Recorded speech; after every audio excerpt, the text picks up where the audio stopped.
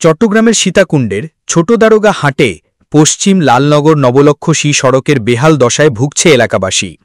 মোহাম্মদ জাহিদুল ইসলাম রুমনের পাঠানো তথ্য, ভিডিও চিত্রে দেখুন বিস্তারিত। সীতাকুণ্ডের পশ্চিম লালনগর নবলক্ষ রুটের রাস্তার বেহাল দশা, দুর্ভোগে 2টি ইউনিয়নের প্রায় 20,000 মানুষ। দুর্ভোগে পোহাতে হচ্ছে প্রায় 20,000 মানুষের। স্থানীয়রা বলছেন, রাস্তায় বিভিন্ন স্থানে পিচ খোয়া উঠে গিয়ে মাটি পর্যন্ত দেখা যাচ্ছে।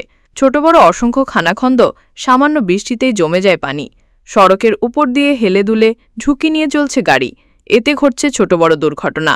এদিকে উপজেলা প্রকৌশলী বলছেন, সড়কের কাজটি আমরা ঊর্ধ্বতন কর্তৃপক্ষের কাছে পাঠাইছি, অনুমোদন প্রক্রিয়াধীন আছে। কোথাও উঠে গেছে কার ফিটিং, কোথাও সৃষ্টি হয়েছে ছোট বড় গর্ত। এমন বেহাল সড়কে হেলে দুলে চলাচল করছে যানবাহন।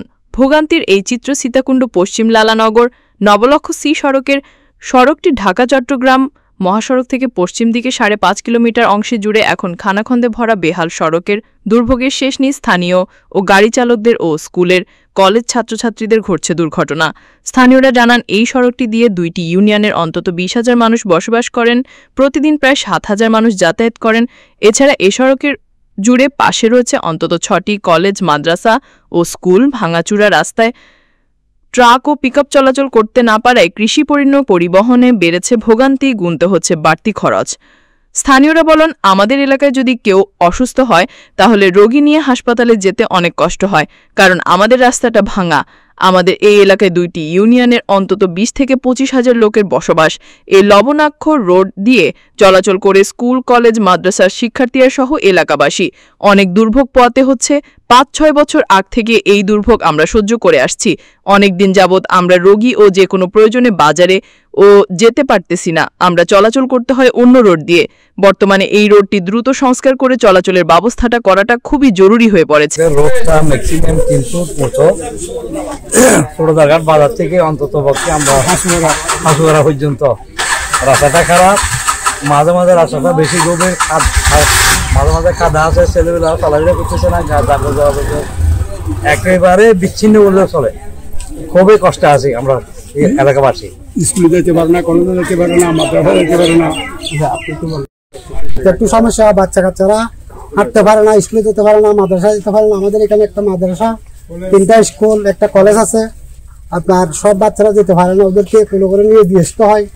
আর পানি থাকলে বাচ্চারা স্কুলে যাইতে চায় না, বাচ্চারা ওই জামা ভিজে যায়, আপনার পরে যায়, গাতার মধ্যে পড়ে যায়। এই দুর্ভোগে আমরা 8-10 বছর পর্যন্ত ভুগতেছি।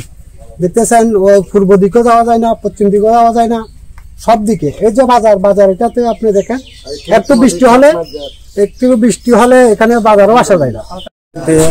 8-10 বছর আগ থেকে এই দুর্ভোগ আমরা সহ্য করে আসতেছি। অনেক দিন যাবত আমরা রুগী নিতে পারতেছি না।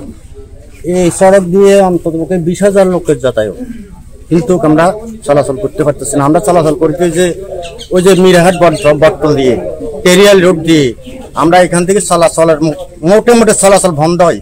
একটা গাড়ি ঘোড়া, কোনো একটা রোগী নিয়ে যাওয়ার মতো কোনো পরিস্থিতি নেই। আমরা এখন বিনীতভাবে সরকারের কাছে অনুরোধ জানাতেছি যে আমাদের এই দুর্ভোগটা দয়া করে একটু শেষ করেন, একটু সংস্কার করে এরা আমার চলাচলের ব্যবস্থাটা একটু করে দেন। এই আমার শেষ কথা। অসুবিধা আজকে প্রায় 7-8 বছর পর্যন্ত এই ছেলে মেয়ে স্কুলে যেতে পারে না, মাদ্রাসা যেতে পারে না, এই যে কলেজে যেতে পারে না। বহুত অসুবিধা। এই রোগীকে যদি কষ্ট করে যদি মাথা ঘুরে পড়ে যায় এবং কোনো একটা বড় একটা স্টেজ হয়, তাহলে অসুস্থ হয়, তাহলে গাড়ি থেকে নিয়ে যেতে অনেক কষ্ট হবে, যেহেতু আমাদের রাস্তাটা ভাঙা। তাই আমি সরকারের কাছে, প্রশাসনের কাছে দাবি জানাচ্ছি যে রাস্তাটা যেহেতু তাড়াতাড়ি ঠিক করে ফেলে। নবলক্ষ রোড সড়কটি আমাদের একটা ইউনিয়ন তালিকাভুক্ত ইউনিয়ন সড়ক। সড়কটির দৈর্ঘ্য 5.5 কিলোমিটার প্রায়। সড়কটি দীর্ঘদিন ধরে মেরামত না করার কারণে বিভিন্ন জায়গায় এটা খানাখন্দ তৈরি হয়েছে। সাম্প্রতিক অতিবৃষ্টিতে সড়কে একটা চেইন এজে ওয়াশ আউট হয়ে গেছে।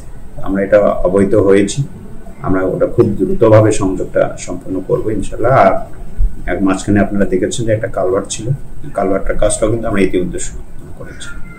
আর আমাদের এই প্রজেক্ট, এই কাজটা বিভিন্ন সময় আমরা বিগত 3 বছর ধরেই আমরা এটা মেইনটেনেন্স প্রোগ্রামে দিয়েছি। এটা অনুমোদন না পাওয়ার কারণে কাজটা হয়নি।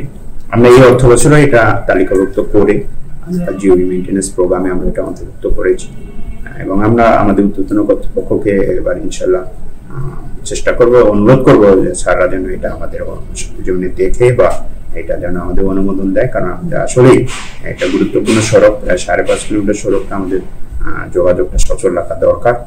এখানে অনেক ধরনের মানুষ যাতায়াত করে, বর্তমানে যাতায়াতে খুবই বিঘ্ন করতেছে, এটা আমরা বিভিন্ন সময় দেখেছি এবং স্থানীয় লোকজন আসছে, আমরা দেখেছি। আসলে আমরাও চাবো যে আপনাদের মাধ্যমেও যদি আমরা এই কাজটা করতে পারি, আমাদের সহযোগিতা কামনা। আর আমরা